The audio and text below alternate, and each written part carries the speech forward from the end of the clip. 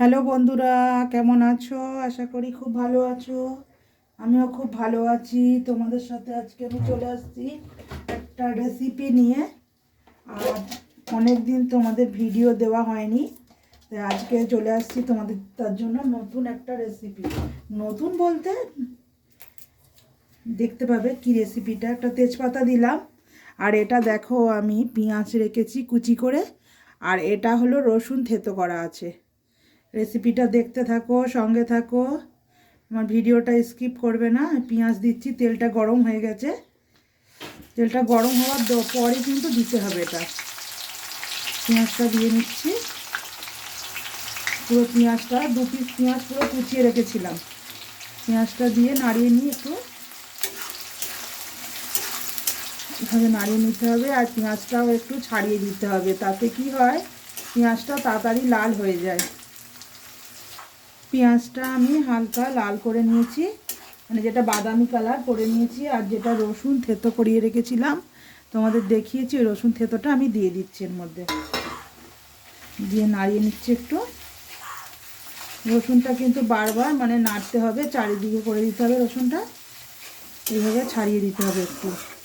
আর তেলটা যেন চারি কড়াতে লাগে, এইভাবে তেলটা লাগিয়ে নিতে হবে। এইভাবে লাগিয়ে নিচ্ছি আমি। পেঁয়াজ আর রসুনটা প্রায় লাল লাল হয়ে এসেছে।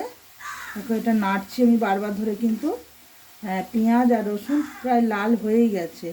আর এতে আমি দিয়ে দিচ্ছি, দেখো সবজি কি সবজি দেবো। এটা হলো ফুলকপি, মটরশুঁটি আর আলু। এই তিনটে আমি ধুয়ে কেটে বেছে রেখে দিয়েছিলাম। একদম জলটা ভালো করে ঝরিয়ে নিয়েছি। আর এটা আমি দিয়ে দিচ্ছি, এটা আমি কড়ার মধ্যে এইভাবে কড়ার মধ্যে ঢেলে দিচ্ছি। অল্প প্রথমে দিয়ে দিলাম, দিয়ে আমি এটা নাড়িয়ে নিচ্ছি। এইভাবে এইভাবে নাড়িয়ে নিতে হবে, যাতে পেঁয়াজ আর যে রসুনটা লাল করেছি ওটা যেন চারিদিকে লাগে। এই জন্য একটু হালকা করে দিয়ে নাড়িয়ে নিলাম। এবার আমি দিয়ে দিচ্ছি ফুলকপি, মটরশুঁটি, আলু পুরোটাই দিয়ে দিলাম।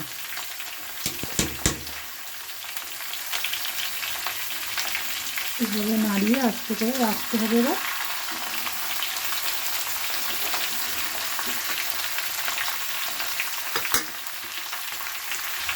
এবার আমি এতে দিয়ে দেবো নুন। নুনটা দিলে তাড়াতাড়ি সেদ্ধ হবে, এটা তোমরা জানো ভালো মতোই। এই জন্য আমি 1 চামচ নুন দিয়ে দিলাম। নুনটা দেওয়ার পরে আমি একটা ঢাকনা চাপা দিয়ে দিচ্ছি। এইভাবে ঢাকনাটা চাপা দিয়ে দিলাম। এবার আমি একটু নাড়িয়ে চাড়িয়ে দিচ্ছি। দেখো ফুলকপি হোক আর যাই হোক, একটু নুন দিলে একটুখানি কিন্তু জল বেরোবেই, দেখছো হালকা জল মতো বেরিয়েছে, আর কমেও যাচ্ছে আস্তে আস্তে। এবার এইভাবে নাড়িয়ে নিচ্ছি খুব ভালো করে। আর ঢাকনা চাপা দিয়ে দিয়ে করতে হবে এটা। চলো আর কি কি মশলা দিই দেখা যাক। হ্যাঁ, এটা হলো দেখো, এটা আদা আর লঙ্কা মানে হাফ হাফ থেতো করে রেখে দিয়েছি। আর এটা আদা বাটা আছে, দুটো মিক্সড করা আছে। আমি এর মধ্যে দিয়ে দিচ্ছি ফুলকপিটার মধ্যে, দিয়ে নাড়িয়ে নিচ্ছি আবার।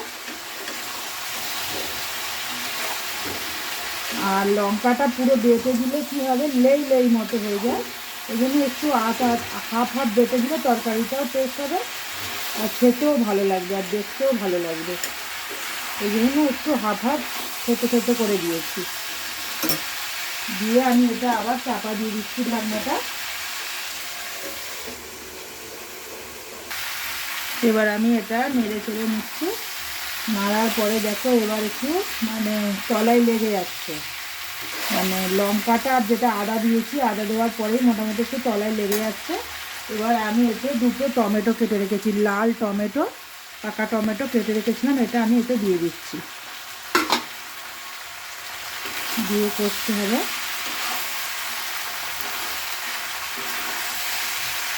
দিয়ে দিলাম টমেটো, দিয়ে নাড়াচাড়া করতে হবে ভালো করে, খুব খুব ভালো করে নাড়িয়ে দিতে হবে, যাতে টমেটোটা সব জায়গায় লাগে, সব জায়গায় যায়।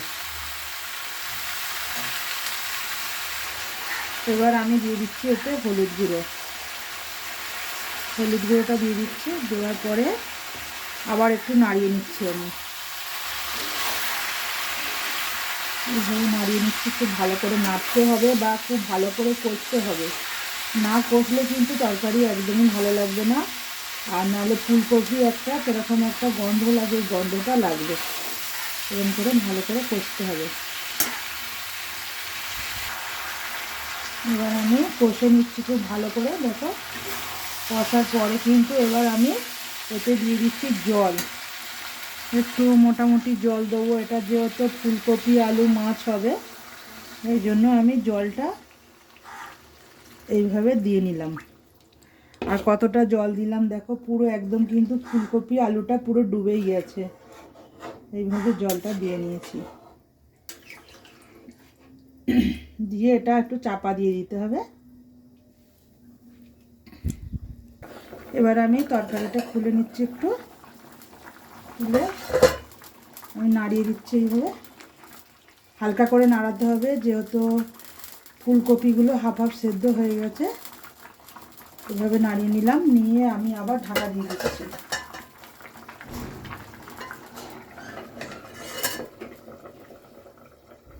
এবার আমার ফুলকপিটা দেখো একদম ফুলকপিটা একদম কিন্তু গলে গেছে।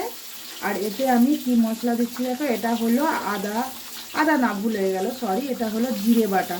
গোটা জিরে যেটা আমি বেটে রেখে দিয়েছিলাম, ওই জিরে বাটাটা গোটা আমি বেটে দিয়ে দিলাম। আর অনেকে আছে বা জিরেটা মশলার সাথে কষে, কিন্তু আমরা এটা কষা দিই না, আমরা এইভাবে কাঁচা বাটাটা দিই। তাতে এতে তরকারির টেস্টটাও হয় খুব ভালো, আর খেতেও ভালো লাগে। আর এতে আমি মাছ ভেজে রেখে দিয়েছি, মাছটা এবার দিয়ে দেবো। এবার আমি তরকারিটা নাড়িয়ে দিচ্ছি। জিরেটা দেওয়ার পরে একটু ভালো করে নাড়িয়ে দিলাম, যাতে সব জায়গায় জিরেটা লেগে যায়।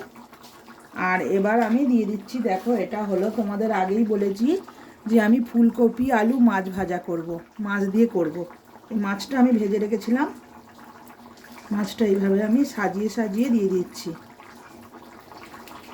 এটা হলো কাতলা মাছ। আমরা একটু কাতলা মাছটাই খেতে পছন্দ করি, বা কাতলা মাছ দিয়ে ফুলকপি রান্না খুব দারুণ লাগে। এভাবে দিয়ে নিলাম, দিয়ে আমি এটা নাড়িয়ে নিচ্ছি এরমভাবে। আর ফুলকপিটা দিয়ে আমি ভুল হয়ে গেল আমার, মাছটা দিয়ে আমি আর বেশি ফোটাবো না। এতেই কিন্তু আমার পুরো একদম কমপ্লিট হয়ে যাবে। আর কেমন লাগলো বন্ধুরা কমেন্ট করবে, হ্যাঁ।